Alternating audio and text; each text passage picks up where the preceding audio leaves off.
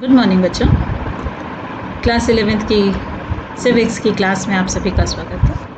बच्चों, आज की क्लास बहुत ही इम्पोर्टेंट है क्योंकि ये कुछ बेसिक्स आपको समझाएंगे जो आगे के 3 चैप्टर्स उसी पर बेस होंगे। अगर आपको बेसिक समझ में आ जाएगा तो आपको तीनों चैप्टर्स बहुत आसानी से समझ में आ जाएंगे। बल्कि यूँ कहिए कि आगे आप जितने भी कम्पिटिटिव एग्ज़ाम देते हैं उसमें ये सरकार के जो अंग हैं, ये बेसिक चीज़ अगर आपका कॉन्सेप्ट क्लियर होगा तो आपको आगे तक मदद करेगा। तो चलिए आज हम शुरू करते हैं। सरकार के अंग, ये कोई चैप्टर नहीं है बच्चों, चैप्टर है आपके 3, कार्यपालिका, विधायिका और न्यायपालिका।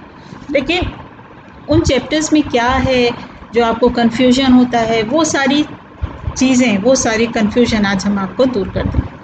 आपको मालूम है कि भारत में संसदीय व्यवस्था पाई जाती है, संसदीय प्रणाली पाई जाती है और उसके अंतर्गत सरकार के 3 अंग पाए जाते हैं या माने जाते हैं।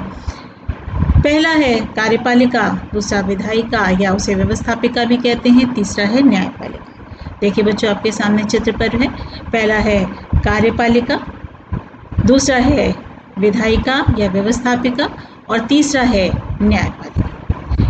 विधायिका का कार्य क्या है बच्चों? सबसे पहला अंग है विधायिका। विधायिका मतलब विधि या कानून। सबसे पहले विधायिका मतलब विधि या कानून या विधेयक बनाना। बिल बनाना, विधेयक बनाना या बिल बनाना। तो कानून बनाने का कार्य विधेयक या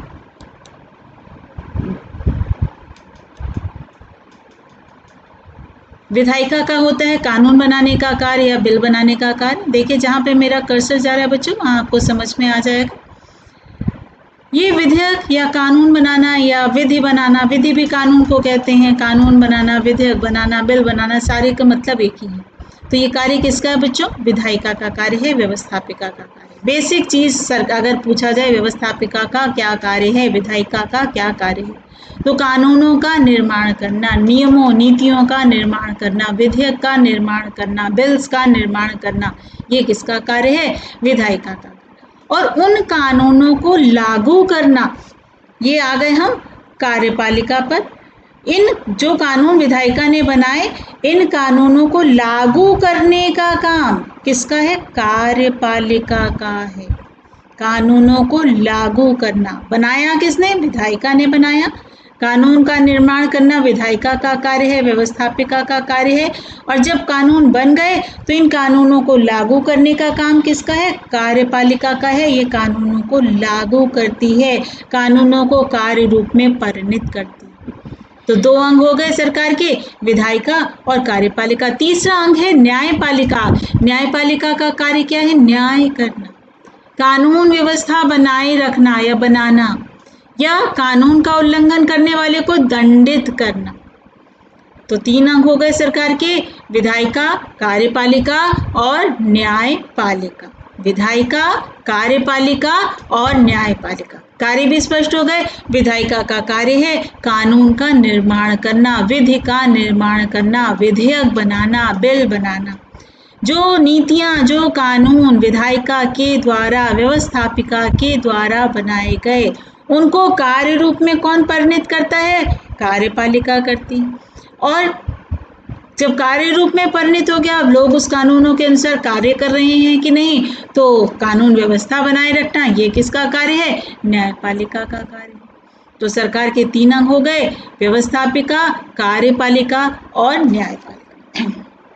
अब दूसरी बात समझ लीजिए बच्चों, हम आप यानी जो भी 18 वर्ष का हो गया है, यानी एक वयस्क व्यक्ति, जिससे पहले हम चैप्टर में पढ़ चुके हैं, एक वयस्क व्यक्ति जब मतदान करने जाता है तो वो जाता है लोकसभा के लिए मतदान करने जाता है या विधानसभा के लिए मतदान करने जाता है। तो वो जितने भी सदस्य चुन करके आते हैं, वे सारे सदस्य किसके सदस्य हैं? विधायिका या व्यवस्थापिका के सदस्य हैं। जितने भी सदस्य जनता के द्वारा प्रत्यक्ष रूप से चुन कर के आते हैं, वो किसके सदस्य हैं? वो व्यवस्थापिका के सदस्य होते हैं। ठीक, अब व्यवस्थापिका, लोकसभा में सभी सदस्य आ गए जितने चुन करके आए, उसमें से कुछ व्यक्तियों को कुछ कार्य सौंप दिए, कुछ मंत्रालय सौंप दिए, वे सदस्य हो गए कार्यपालिका के सदस्य। ठीक, जितने सदस्य चुन करके आए, चाहे वो पक्ष में बैठे हैं चाहे वो विपक्ष में बैठे, यानी कोई एक पार्टी का है, दूसरा पार्टी का है, तीसरी पार्टी का है, जितने भी सदस्य चुने गए जिस जिस पार्टी के, उन वो सभी विधायिका के सदस्य हैं, व्यवस्थापिका के सदस्य हैं। और व्यवस्थापिका के सदस्य जब वो बन गए, उनमें से जिस दल को बहुमत मिला, उस दल के कुछ व्यक्तियों को कुछ विशेष कार्य सौंपे गए। किसी को गृह मंत्रालय, किसी को शिक्षा मंत्रालय, किसी को विदेश मंत्रालय, किसी को रक्षा मंत्रालय, किसी को रेल मंत्रालय, इस तरह से कुछ कार्य सौंपे गए। वो कार्य कर रहे हैं, इसलिए वो कार्यपालिका के सदस्य हो गए। यानी जितने सदस्य चुन के आते हैं वो सभी विधायिका के सदस्य हैं, लेकिन उसमें से कुछ सदस्य कार्यपालिका के सदस्य होते हैं। मेरी बात समझ में आ रही बच्चों? न्यायपालिका बिल्कुल अलग है, उसको विधायिका और कार्यपालिका से बिल्कुल अलग रखा गया है ताकि निष्पक्ष न्याय हो सके, वो किसी के दबाव में आकर के गलत निर्णय ना दे सके। अब विधायिका, अभी मैंने बताया कि कानून निर्माण का कार्य है, विधि निर्माण का कार्य। दो प्रकार की विधायिका या व्यवस्थापिका हमारे देश में पाई जाती है। आपको मालूम है 2 प्रकार की सरकार है बच्चों, एक केंद्र सरकार, एक राज्य सरकार। तो इस आधार पर हम कह सकते हैं कि केंद्र सरकार की व्यवस्थापिका और राज्य सरकार की व्यवस्थापिका, 2 प्रकार की व्यवस्थापिका पाई जाती है। केंद्र सरकार की व्यवस्थापिका केंद्र या संघ सूची के विषयों पर कानून बनाने का अधिकार रखती है। किस विषयों पर कानून बनाएगी बच्चों? जितनी भी विषय हैं उनको 3 भागों में बांटा गया है, केंद्र या संघ सूची, दूसरा राज्य सूची, तीसरा समवर्ती सूची। तो केंद्र या संघ सूची पर कानून बनाने का अधिकार किसको है बच्चों? केंद्र या संघ सूची पर कानून बनाने का अधिकार केंद्र सरकार को प्राप्त होता है और संघ सूची में 97 विषय 97 विषय पाए जाते हैं। इसी प्रकार राज्य सरकार किस पर कानून बना सकती है? राज्य सूची के विषयों पर कानून बना सकती है। राज्य सूची में 66 विषय पाए जाते हैं। राज्य सूची में कितने विषय पाए जाते हैं बच्चों? 66 विषय पाए जाते हैं, जिस पर कानून बनाने का अधिकार किसको है बच्चों? जिस पर कानून बनाने का अधिकार, देखिए यहाँ पर, राज्य सरकार को प्राप्त होता है। ठीक, तीसरी आ गई समवर्ती सूची। समवर्ती सूची, समवर्ती सूची के में 47 विषय पाए जाते हैं। इस पर दोनों कानून बना सकते हैं, केंद्र सरकार भी कानून बना सकती है और राज्य सरकार भी कानून बना सकती है।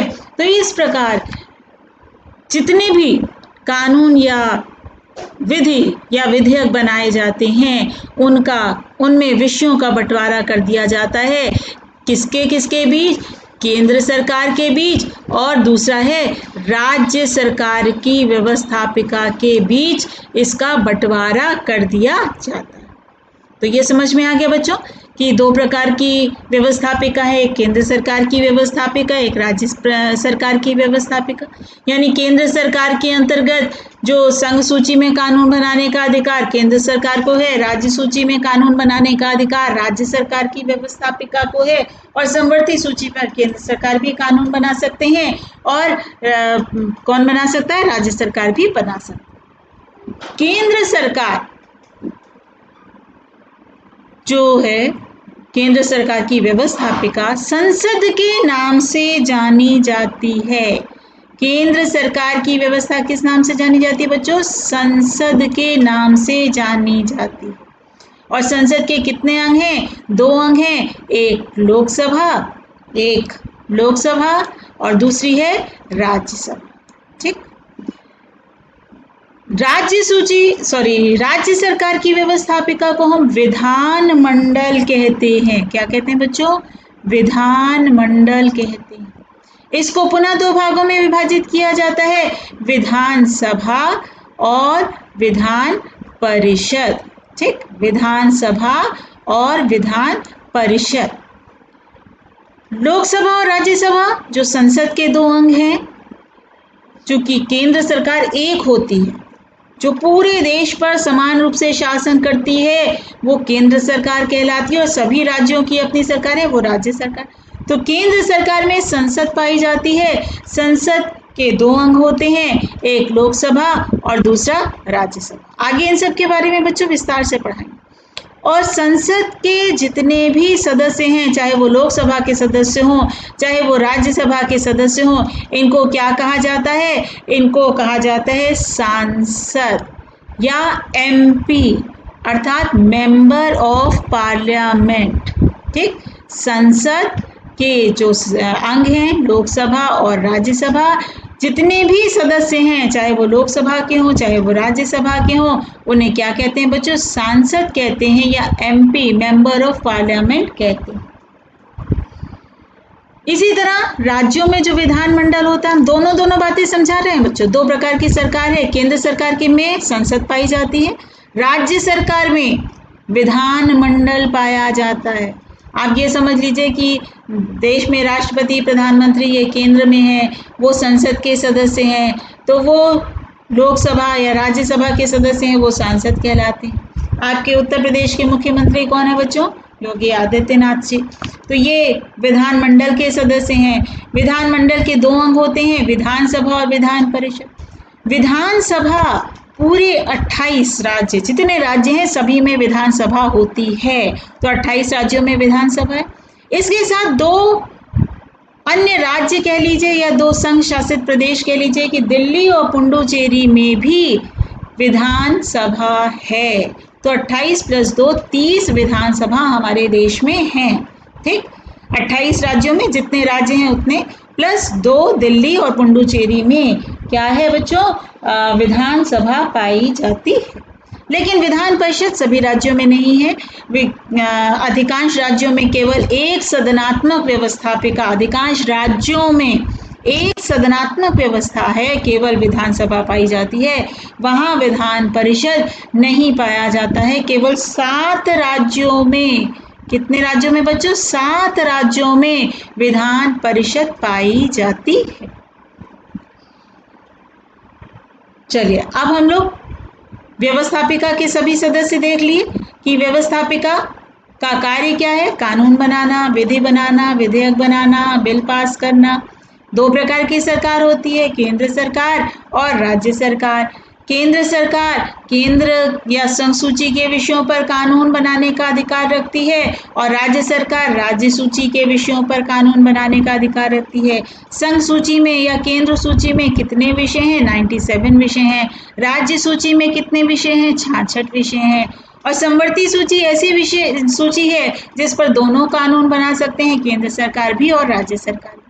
केंद्र सरकार के जितने भी सदस्य चुने जाते हैं वो संसद के सदस्य होते हैं। संसद के दो अंग होते हैं, लोकसभा, राज्यसभा, जिन्हें हम सांसद या एमपी या मेंबर ऑफ पार्लियामेंट कहते हैं।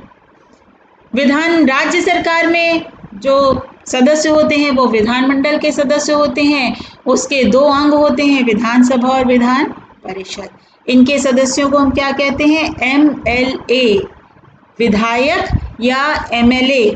विधायक विधानमंडल के सदस्य हैं, इसलिए विधायक या MLA मतलब होता है member of legislative assembly, member of legislative assembly.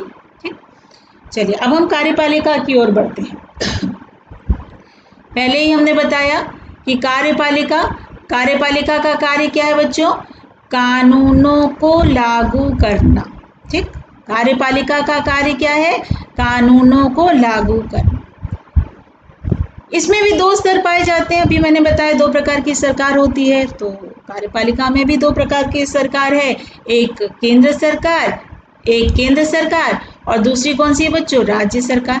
ठीक, केंद्र सरकार में पूरे देश के लिए एक राष्ट्रपति की नियुक्ति की जाती है, जिसे हम कार्यपालिका के अंग भी कह सकते हैं। एक उपराष्ट्रपति की नियुक्ति की जाती है, एक प्रधानमंत्री की नियुक्ति की जाती है। राष्ट्रपति को के पास बहुत सारी शक्तियां हैं। देश का प्रधान है, देश का प्रथम व्यक्ति है, देश का शासन राष्ट्रपति के नाम पर चलता है, लेकिन इतनी ज़्यादा शक्तियां राष्ट्रपति को दी गई हैं कि स्वयं वह अपनी सारी शक्तियों का प्रयोग नहीं करता, बल्कि उसकी शक्तियों का प्रयोग या उसकी सहायता के लिए प्रधानमंत्री की नियुक्ति की जाती है। यानी वास्तविक रूप से शक्तियों का प्रयोग प्रधानमंत्री करता है। कौन करता है बच्चों? प्रधानमंत्री करता है। और प्रधानमंत्री की सहायता के लिए होती है बच्चों मंत्री परिषद। प्रधानमंत्री वास्तविक प्रधान है और प्रधानमंत्री की सहायता के लिए कौन है? मंत्री परिषद पाया जाता है। 3 प्रकार के मंत्री होते हैं। एक कैबिनेट मंत्री, दूसरे राज्य मंत्री और तीसरे हैं उप मंत्री। 3 प्रकार के मंत्री होते हैं। तो केंद्र सरकार के अधीन जो कार्यपालिका के अंग हैं, पहला अंग कौन सा है बच्चों? राष्ट्रपति, जो सब देश का प्रधान होता है, जिसके नाम पर देश का शासन चलता है। देश का प्रथम व्यक्ति वही होता है। उसके पास असीम शक्तियां होती हैं, लेकिन वो नाम मात्र का प्रधान है, क्योंकि वो अपनी शक्तियों का वास्तविक प्रयोग करता नहीं। राष्ट्रपति के बाद उपराष्ट्रपति होता है और राष्ट्रपति की सहायता के लिए या देश के वास्तविक प्रधान के रूप में प्रधानमंत्री की नियुक्ति की जाती है। मंत्री परिषद का प्रधान प्रधानमंत्री होता है। मंत्री परिषद प्रधानमंत्री की मदद के लिए बनाए जाते हैं या मंत्री परिषद की सहायता से प्रधानमंत्री वास्तव में कार्य करता है। और मंत्री परिषद में 3 प्रकार के मंत्री होते हैं: कैबिनेट मंत्री, राज्य मंत्री और उप मंत्री। ठीक इसी प्रकार राज्य स्तर पर भी मंत्री पाए जाते हैं, कार्यपालिका के अंग पाए जाते हैं। आप राज्य में देखिए तो जैसे देश का प्रधान राष्ट्रपति है, इसी प्रकार एक राज्य का प्रधान कौन है बच्चों? राज्यपाल होता है। एक राज्य का प्रधान कौन होता है? राज्यपाल होता है। और राज्यपाल जैसे देश का प्रधान है, देश का शासन राष्ट्रपति के नाम पर चलता है, ठीक उसी प्रकार एक राज्य का शासन राज्यपाल के नाम पर होता है। राज्य का प्रथम व्यक्ति राज्यपाल होता है। राज्यपाल नाम मात्र का प्रधान होता है। वास्तविक प्रधान कौन होता है बच्चों? मुख्यमंत्री वास्तविक प्रधान। और मुख्यमंत्री की मदद के लिए मंत्री परिषद की नियुक्ति की जाती है। मंत्री परिषद में 3 प्रकार के मंत्री होते हैं: कैबिनेट मंत्री, राज्य मंत्री और उप मंत्री। 3 प्रकार के मंत्री पाए जाते हैं। बच्चों, ये जो कार्यपालिका पाई जाती है, ये कार्यपालिका 2 प्रकार की होती है। एक स्थायी कार्यपालिका, एक अस्थायी कार्यपालिका। स्थायी कार्यपालिका मतलब जो हमेशा रहती है, यानी कुछ ऐसे व्यक्ति होते हैं जो कार्य करते हैं देश के विभिन्न विभागों से संबंधित और एक निश्चित आयु तक कार्य करते रहते हैं। यानी 60 वर्ष या 62 वर्ष उनकी रिटायरमेंट की आयु होती है, उस आयु तक वो कार्य करते हैं। जैसे IAS PCS के अधिकारी जो होते हैं, वो सभी स्थायी कार्यपालिका के अंतर्गत आते हैं। DM, ADM, SDM अनेक अधिकारी होते हैं जो इस प्रकार से कार्य करते हैं, वो स्थायी कार्यपालिका। और अभी मैंने कहा कि हम लोग जाते हैं मतदान करने, 5 वर्ष के लिए चुने जाते हैं, तो इन्हें हम अस्थायी कार्यपालिका कह सकते हैं। ये 5 वर्ष के लिए चुने जाते हैं, चाहे प्रधानमंत्री हो चाहे राष्ट्रपति हो। कितने वर्ष के लिए चुने जाते हैं बच्चों? 5 वर्ष के लिए चुने जाते हैं। तो 2 प्रकार की कार्यपालिका होती है, केंद्र में भी और राज्य में भी, एक स्थायी और एक अस्थायी। 2 प्रकार की कार्यपालिका होती है, एक स्थायी और एक अस्थायी। ठीक,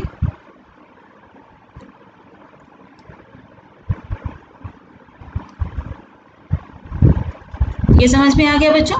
तो 2 चीज़ आपको पूरी तरीके से समझ में आ गई। मैं रब कर दे रही हूँ, मैंने उसको थोड़ा सा खराब कर दिया। आपको पहला व्यवस्थापिका या विधायिका, दूसरा कार्यपालिका, ये दोनों बातें आपको अच्छे से समझ में आ गई होंगी। फिर भी नहीं समझ में आएंगी तो आप मुझसे दोबारा पूछिएगा या दोबारा मेरा वीडियो देखिएगा, तो आपको और अच्छी तरीके से समझ में आ जाएगा। चलिए अब हम तीसरे अंग की ओर बढ़ते हैं। न्यायपालिका। 2 अंक पढ़ लिए। सरकार का पहला अंक था विधायिका, जिसका कार्य क्या है, कानून बनाना या विधि बनाना या विधेयक बनाना। दूसरा अंक था कार्यपालिका, उन कानूनों को जो विधायिका या व्यवस्थापिका के द्वारा बनाए गए हैं उनको लागू करना। तीसरा अंग, अब तीसरे अंक की ओर बढ़ रहे हैं, न्यायपालिका। न्यायपालिका का तीसरा अंग क्या है, सरकार का तीसरा अंग क्या है, न्यायपालिका। ठीक, इसका कार्य क्या है, न्याय करना, कानून व्यवस्था बनाना, उल्लंघन करने वाले को दंडित करना। अभी मैंने आपको विधायिका और कार्यपालिका में समझाया कि इसमें केंद्र और राज्य स्तर पर विधायिका भी है और केंद्र और राज्य स्तर पर कार्यपालिका भी है, लेकिन न्यायपालिका 2 भागों में विभक्त नहीं है। यानी ऐसा नहीं है कि राज्य के लिए अलग न्यायपालिका है और केंद्र के लिए अलग न्यायपालिका है, ऐसा नहीं।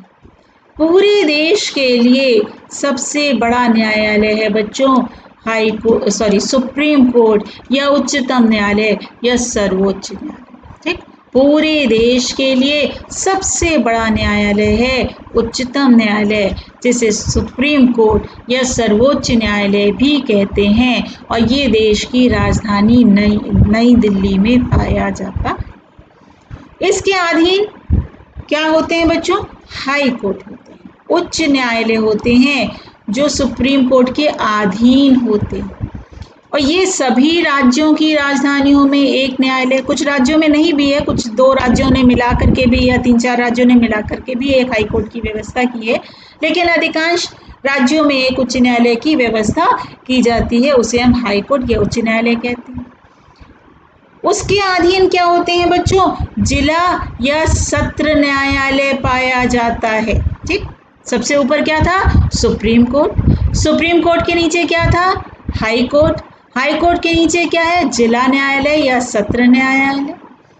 तो इस प्रकार ये एक के अधीन एक है, या ये कह लीजिए अगर हम जिला या सत्र न्यायालय जो सबसे नीचे स्तर पर है, हमारे जिले में जो न्यायालय, अगर हम वहाँ पर कोई भी मेरे से संबंधित निर्णय हुआ और हम उससे संतुष्ट नहीं है तो हम उसके ऊपर हाई कोर्ट में अपील कर सकते हैं। हाई कोर्ट के निर्णय से हम संतुष्ट नहीं है तो हम सुप्रीम कोर्ट में अपील कर सकते हैं। तो इस प्रकार ये एक हायरार्की है, ये एक एकीकृत न्याय व्यवस्था है, क्रमिक चरणबद्ध श्रृंखला है, जिसके माध्यम से हम एक के अधीन दूसरे, दूसरे के अधीन तीसरे में न्याय पाने का प्रयास कर सकते हैं। अनुच्छेद 50 के अंतर्गत, अनुच्छेद 50 के अंतर्गत न्यायपालिका को कार्यपालिका और विधायिका से पृथक रखा गया है। ये बच्चों एक क्रमिक चरणबद्ध श्रृंखला है, इसमें अलग राज्य के लिए अलग न्यायपालिका ऐसा नहीं है। हम किसी भी पहले जिला न्यायालय में अगर हमें करना है जिला न्यायालय में कर सकते हैं, वहाँ के निर्णय से संतुष्ट नहीं है तो उसके ऊपर के न्यायालय यानी उच्च न्यायालय में या हाई कोर्ट में जा सकते हैं, उसके निर्णय से संतुष्ट नहीं है तो हम सर्वोच्च न्यायालय के न्यायालय में या सुप्रीम कोर्ट या उच्चतम न्यायालय के न्यायालय। तीनों एक ही शब्द हैं बच्चों, मैं इसीलिए सारे शब्द इस्तेमाल कर रही हूँ कि आपको कोई कन्फ्यूजन न हो।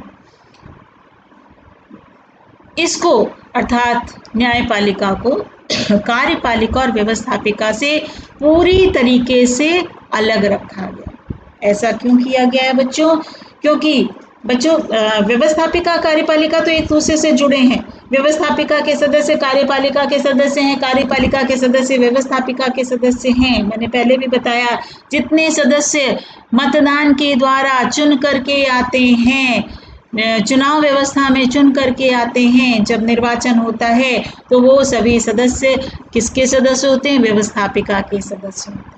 उन्हीं व्यवस्थापिका के सदस्यों में से कुछ सदस्यों को हम कुछ विशेष कार्य सौंप देते हैं, कुछ विशेष मंत्रालय सौंप देते हैं, वो किसके सदस्य हो जाते हैं, कार्यपालिका के सदस्य हो जाते हैं। लेकिन इन दोनों का न्याय व्यवस्था से कोई संबंध नहीं है, क्योंकि अगर इनका न्याय व्यवस्था से संबंध हो जाएगा बच्चों तो कभी भी हमें जितने भी निर्णय होंगे वो इनके दबाव में आकर के निर्णय लिए जाएंगे, कभी भी हमें एक साफ निर्णय प्राप्त नहीं हो पाए। इसलिए एक ऐसा निर्णय प्राप्त हो जो किसी के भी पक्ष में ना हो, पक्षपात रहित निर्णय के लिए सुप्रीम कोर्ट न्याय व्यवस्था को, न्यायपालिका को पूरी तरीके से पृथक रखा गया। मेरे ख्याल से आपको तीनों भाग समझ में आ गए होंगे। तो लोकतंत्र के ये 3 स्तंभ हैं। लोकतंत्र के 3 स्तंभ हैं बच्चों। पहला स्तंभ कार्यपालिका, दूसरा विधायिका और तीसरा है न्यायपालिका। न्यायपालिका को कार्यपालिका और विधायिका से पृथक रखा गया। वर्तमान समय में एक चौथा स्तंभ भी माना जाता है।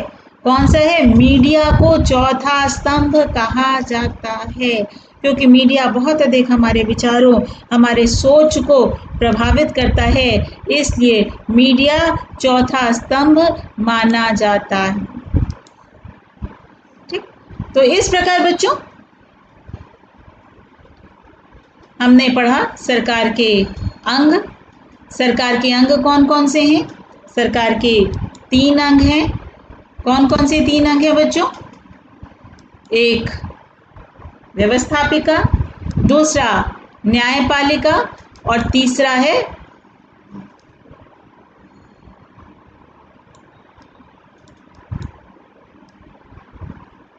व्यवस्थापिका, कार्यपालिका और न्यायपालिका। ठीक, 3 अंग हैं, व्यवस्थापिका, कार्यपालिका और न्यायपालिका।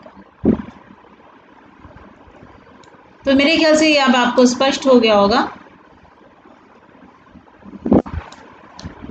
अगर अभी भी नहीं समझ में आया तो दोबारा समझिएगा, क्योंकि जब तक आपको ये समझ में नहीं आएगा कि केंद्र सरकार क्या है, राज्य सरकार क्या है, राष्ट्रपति केंद्र सरकार में पाया जाता है कि मुख्यमंत्री केंद्र सरकार में पाया जाता है, ये आपके दिमाग में चीज़ें क्लियर होनी चाहिए। और अगर एक बार क्लियर हो जाएंगी तो कभी भी आपको कोई समस्या नहीं होगी। इसलिए आपको ये क्लियर करना होगा कि आपको स्पष्ट हो जाए कि सरकार के जो अंग हैं, ये तीनों अंग कौन कौन से हैं और किसके द्वारा क्या कार्य किया जाता है। मेरे ख्याल से आपको पूरी तरीके से स्पष्ट हो जाना चाहिए। 3 अंग, व्यवस्थापिका, कार्यपालिका, न्यायपालिका किसके अंग हैं? सरकार के अंग हैं। भारत में संसदीय व्यवस्था पाई जाती है और 2 प्रकार की सरकारें पाई जाती हैं, केंद्र सरकार में, एक केंद्र में और एक राज्य में। 2 प्रकार की सरकारें पाई जाती हैं। हमारे लोकतंत्र के इन्हीं को लोकतंत्र के 3 हम स्तंभ या आधार भी कह सकते हैं। लोकतंत्र के 3 आधार कौन कौन से हैं? वो भी यही हैं, कार्यपालिका, विधायिका और न्यायपालिका। ठीक, चौथा स्तंभ क्या है? मीडिया चौथा स्तंभ। चलिए बच्चों, आज मेरे ख्याल से समझ में आ गया होगा। अगर नहीं समझ में आया तो आप मुझे फिर से, चाहे कॉल करके, चाहे मैसेज के माध्यम से, किसी भी माध्यम से आप मुझे पूछ लीजिए कि फिर से मैं आपको समझाने का प्रयास करूँगी। Thank you.